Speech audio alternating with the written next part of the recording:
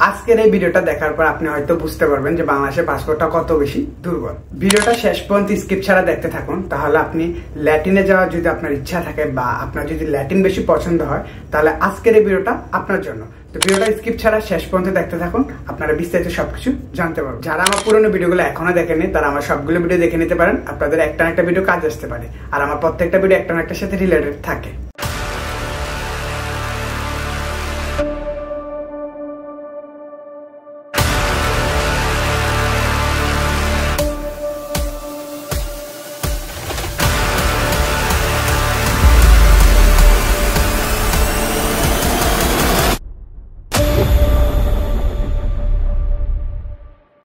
আসসালামু আলাইকুম, আশা করি সবাই অনেক ভালো আছেন। আবার নতুন ভিডিওতে আপনাদের সবাইকে স্বাগতম।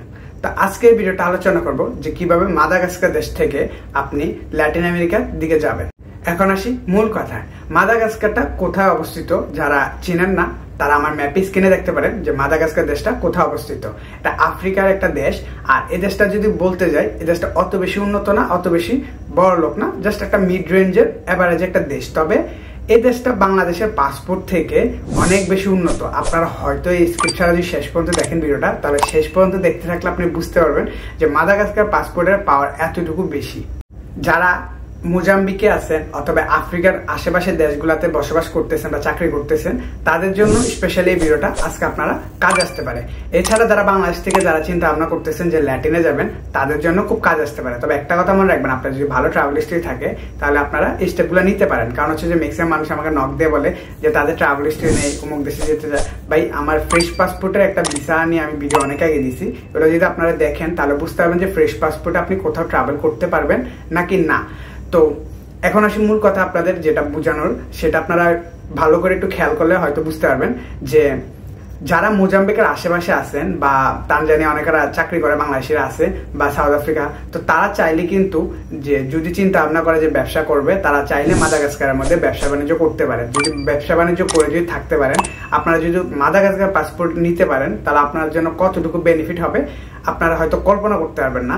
প্রথমে আমার স্ক্রিনে দেখতে পারবেন যে তাদের যে মাদাগাস্কার পাসপোর্ট দিয়ে ল্যাটিনের অনেকগুলো দেশে যাওয়া যায়, যেগুলো একদম ইম্পর্টেন্ট, যেগুলো আমাদের বাংলাদেশে এমনও কিছু মানুষ আছে যারা পানামা যাওয়ার জন্য 20 লক্ষ টাকাও কন্ট্যাক্ট করে দালালের সাথে, বা অন্যান্য দেশ গুয়াতেমালা, হন্ডুরাস, এইসব দেশের মধ্যে যাওয়ার জন্য প্রায় লক্ষ লক্ষ টাকা কন্ট্যাক্ট করে। তা আপনি এই ভিডিওটা যদি শেষ পর্যন্ত দেখেন তাহলে পুরোটা বুঝতে পারবেন যে এখানে আপনি যদি নিজে চেষ্টা করেন তাহলে আপনার অনেক লক্ষ টাকা বেঁচে যাবে। আপনার মাদাগাস্কার পাসপোর্ট দিয়ে তারা ল্যাটিনের যে যে দেশে ভিসা ছাড়া যাওয়া যায়, প্রথম হচ্ছে যে ইকুয়েডর, তারপর হচ্ছে যে এল সালভাদর, তারপর হচ্ছে গুয়াতেমালা, হন্ডুরাস, তারপর হচ্ছে আপনার পানামা, তারপর হচ্ছে যে আপনার বারমুডা। তো এখন আপনারা অবাক হবেন যে আমার স্ক্রিনে যদি খেয়াল করেন দেখবেন যে এই সবগুলা দেশ একই সাথে আছে, এবং এই দেশগুলো যাওয়ার জন্য আমরা বাংলাদেশিরা অনেক লক্ষ লক্ষ টাকা খরচ করি শুধু এই দেশে যাওয়ার জন্য। তো তারা যদি ব্যর্থ হয়ে থাকেন অন্যান্য অনেক চেষ্টার পরে, তাহলে আমি একটা সাজেস্ট করবো, আপনারা চাইলে মাদাগাস্কার থেকে পাসপোর্ট নিয়ে তারপর হচ্ছে যে ল্যাটিন আমেরিকার উদ্দেশ্যে যেতে পারেন। আমার স্ক্রিনে যদি দেখেন যে দেখতে পারবেন যে ইকুয়েডরে যদি মাদাগাস্কার পাসপোর্ট দিয়ে ইকুয়েডর যেতে চান তাহলে ভিসা কোনো লাগবে না।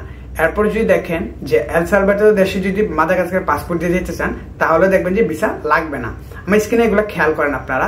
তারপর হচ্ছে যে নিকারাগুয়া যদি যেতে চান কোনো ভিসা লাগবে না, গুয়াতেমালা পর্যন্ত ভিসা লাগবে না, হন্ডুরাস ভিসা লাগবে না, পানামা ভিসা লাগবে না। এখন আসেন দেখেন, আপনি যদি এখানে কিন্তু মাদাগাস্কারের ডুয়াল সিটিজেনশিপ অ্যালাউ করে, তো সেক্ষেত্রে মনে করেন যে আপনি চাইলে বাংলাদেশ থেকেও ডাইরেক্ট ফ্লাই করতে পারবেন অথবা মাদাগাস্কার থেকেও ফ্লাইট করতে পারবেন। একটা সময় দেখেন টার্কিশ এয়ারলাইন্সে সবসময় পানামার মধ্যে ট্রানজিট হয়ে তারপর অন্যান্য ল্যাটিন আমেরিকার উদ্দেশ্যে যায়। তো যে আপনি যদি মাদাগাস্কার পাসপোর্টটা নিতে পারেন তাহলে মনে করেন যে ইজিলি আপনার জন্য পানামা একদম ওপেন, আপনার জন্য কোনো প্যারা হইতেছে না। তো অনেক মানুষ যারা 15-20 লাখ টাকা খরচ করে, তো তারা একটু ভাবেন যে এইভাবে যদি আপনি সহজভাবে যেতে পারেন নিজে নিজে, তাহলে কি দরকার আপনার 15-20 লাখ টাকা আপনার অন্যান্য কাজে ফাও কাজে আপনারা ওয়েস্ট করবেন। যেখানে টোটাল 7টা ল্যাটিন আমেরিকার দেশ আপনাকে ভিসা ছাড়া যেতে পারতেছেন। তো 7টা আপনারা যে মেন 7টা দেশে যেতে পারতেছেন, এই 7টা দেশে আপনি নর্মালি ভিজিট করলে ওই পাসপোর্ট দিয়ে যদি নর্মালি টুরিস্ট ভিসা ওই পাসপোর্ট দিয়ে আবেদন করেন, ধরেন ব্রাজিল, আর্জেন্টিনা বা অন্যান্য কলম্বিয়া যে কোনো দেশে বা মেক্সিকো, আপনি ইজিলি পারবেন। কারণ হচ্ছে আপনি যদি বৈধভাবে সব দেশে বৈধভাবে থাকেন, যাওয়া আসা করেন, তারা আপনাকে যে কোনো দেশে ভিসা দিয়ে দিবে। তো এখন যেহেতু মাদাগাস্কার খুব গরিব একটা দেশ, আবার এর উপর হচ্ছে যে আবার অনেকটা কারাপশন কান্ট্রি, আপনারা চাইলে আপনারা ভিজিট করতে পারেন, যে যদি টাকা দিয়ে পাসপোর্ট কিনতে পারেন সেটাও করতে পারেন। আর যদি এটা না হয় আপনারা কিন্তু বৈধভাবে 5 বছর অথবা আপনারা ব্যবসা বাণিজ্য করে কিন্তু আপনারা সিটিজেনশিপ নিতে পারেন। আমার দেখা সবচেয়ে ইজি ওয়ে হচ্ছে যে একমাত্র মাদাগাস্কারের সিটিজেনশিপ নিয়ে আপনারা ল্যাটিনে যাওয়া, যদি আপনাদের ল্যাটিনে চিন্তা ভাবনা থাকে। বর্তমানে বাংলাদেশ পাসপোর্ট এত বেশি দুর্বল হয়ে গেছে যে বাংলাদেশের পাসপোর্টে সাধারণত আশেপাশে এশিয়ার দেশগুলোতে যাওয়া খুবই মুশকিল হচ্ছে, যেটা মনে করেন যে আপনি ইজিলি যেতে পারবেন না, ভিসা নিতে খুব কষ্ট হচ্ছে। যেমন থাইল্যান্ডের ভিসা আপনারা দিচ্ছে, বাট অনেক কি করে 1 মাস 2 মাস করে পেন্ডিং ফালা রাখে, ঝুলা রাখে। এগুলো যারা আপনারা নিতেছেন ভিসা তারা আপনারা অবশ্যই ভালো করে জানেন। তো সেক্ষেত্রে আপনারা চাইলে কিন্তু মাদাগাস্কার যেতে পারেন। এখন আমার স্ক্রিনে যদি খেয়াল করেন, জাস্ট আমি একটা আপনাদেরকে বোঝানোর জন্য, যেমন অক্টোবর মাসের 10 তারিখ থেকে 30 তারিখ পর্যন্ত রিটার্ন দিচ্ছি ঢাকা থেকে মাদাগাস্কার, মাদাগাস্কার থেকে বাংলাদেশের। তো আপনারা দেখতে পারবেন যে এখানে ইথিওপিয়া এয়ারলাইন্সের মাধ্যমে আপনারা ঢাকা থেকে সরাসরি ইথিওপিয়া একটা ট্রানজিট হয়ে ডাইরেক্ট চলে যেতে পারতেছেন আপনারা মাদাগাস্কার। তো আপনার এটা নিয়ে কোনো সমস্যা না, আমাদের বাংলাদেশিদের জন্য মাদাগাস্কারে কোনো ভিসা লাগে না। তো সেক্ষেত্রে আপনার ওইখানে এন্ট্রি নিতে কোনো সমস্যা নেই। একটা কথা মনে রাখবেন, আপনার যদি ভালো ট্রাভেল হিস্ট্রি থাকে আপনারা এই স্টেপটা নেবেন। যদি অল্প ট্রাভেল হিস্ট্রি থাকে বা আপনার ট্রাভেল হিস্ট্রি নাই, তাহলে ভুলে রিস্ক নেবেন না, না হয় আপনার টাকা লস হবে আপনাদের।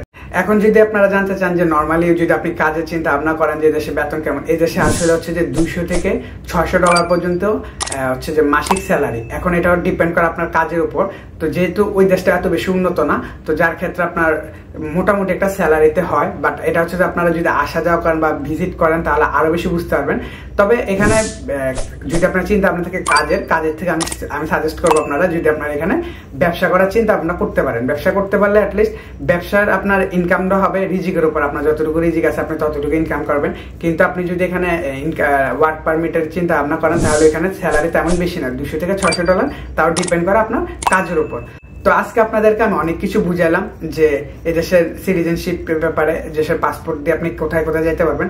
তো আমি আপনাদের সাজেস্ট করব আপনারা ল্যাটিন আমেরিকা কোনো দালালের মাধ্যমে 15-20 লাখ টাকা খরচ না করে এভাবে চাইলে নিজেরা যাইতে পারেন। আপনি জানেন যে 15-20 লাখ টাকা দিয়ে আপনি চাইলে 30 থেকে 35 লাখের মতো আপনি নিজে একাই ট্রাভেল করতে পারবেন। তাহলে কেন শুধু অযথা আপনার যে দালালের সাথে কন্ট্যাক্ট করবেন ওই দালাল আপনার কোনো নিশ্চয়তা দিতে পারতেছে না আপনাকে ওখানে নিয়ে যাবে কিনা। এর মধ্যে অনেক মানুষ আমাকে মেসেজ দিচ্ছে যে তারা টাকা দিয়ে পর্যন্ত অনেক 2 লাখ 4 লাখ এরকম এজেন্সির কাছে প্রতারিত হইতেছে। তো সেক্ষেত্রে আপনারা নিজে চেষ্টা করেন। আমি একটা সাজেস্ট করবো, যারা যদি খুব বেশি আপনারা ল্যাটিন আমেরিকা পছন্দ করে থাকেন তাহলে আপনারা এভাবে মাদাগাস্কার থেকে নাগরিকত্ব নিয়ে ডাইরেক্ট পাসপোর্ট নিয়ে আপনারা যাইতে পারেন। তো আজকে এই জিনিসটা আপনারা একটা বুঝাতে চাচ্ছি যে মাদাগাস্কার আমাদের বাংলাদেশ থেকে যদি গরিব হয়, তারপরে দেখেন যে মাদাগাস্কার পাসপোর্টটা এত উন্নত যে ল্যাটিনের মতো দেশে মহাদেশের মধ্যে 7টা দেশ হচ্ছে যে ভিসা ফ্রি, ভিসা ছাড়া যাওয়া যাচ্ছে। তাহলে আমাদের বাংলাদেশে কেন দিচ্ছে না? কারণ হচ্ছে যে আমাদের বাংলাদেশের মানুষরা প্রত্যেকটা জায়গায় অবৈধ হওয়ার কারণে পুরো বিশ্ব আমাদেরকে খুব ছোটভাবে দেখে। তা এই জন্য সবসময় সবাইকে বলি, কোথাও গেলে আপনারা চাইলে অনেকভাবে বৈধভাবে সিস্টেম আছে যে বৈধ হওয়ার, তো আপনারা চাইলে বৈধ হবেন, কখনো অবৈধ হবেন না কোনো দেশে। তো আজকে এই ভিডিওটা আমি আশা করি সবাইকে বুঝাইতে পারছি যে এই কারণে আপনারা যদি মাদাগাস্কারে যান, মাদাগাস্কারে বৈধভাবে কাগজপত্র করবেন যদি এইভাবে চিন্তা ভাবনা থাকে। আর এই ভিডিওটা হচ্ছে যে তাদের জন্য যারা হচ্ছে যে মোজাম্বিক বা তানজানিয়া বা আশেপাশে আফ্রিকার থাকতেছে বা বাংলাদেশে কোন রকম কোনো দেশ থেকে হয়ে সেটেল হতে চাইতেছে তাদের জন্য। আমি কিন্তু প্রত্যেকটা ক্যাটাগরি প্রত্যেক মানুষের জন্য ভিডিও বানাই। তাই যার যে ভিডিওটা ভালো লাগবে না স্কিপ করবেন আপনারা, আর যার যেটা ভালো লাগে আপনারা চাইলে আমার ইনফরমেশনের পরেও আপনারা নিজেরা স্টাডি করবেন, স্টাডি করার পরে হচ্ছে যে আপনারা স্টেপ নেবেন। তা আশা করি আপনাদেরকে এই ভিডিওটা বুঝাইতে পারছি সবকিছু। নেক্সট আমি মাদাগাস্কারের অ্যাডভোকেটের নাম্বারও দিব, আর যে দেশের অ্যাডভোকেটের নাম্বার দিব বলছে পূর্বের ভিডিওগুলোতে, তারা অপেক্ষা করেন, সবগুলো আপডেট আস্তে আস্তে পাবেন। আর নেক্সট আপনাদেরকে লোকাল নাম্বার যদি প্রয়োজন হয়, লোকাল মানুষদের তাদের কমেন্ট করবেন, আমি তাদের নাম্বারগুলো আপনাদেরকে ভিডিওতে প্রোভাইড করে দিব।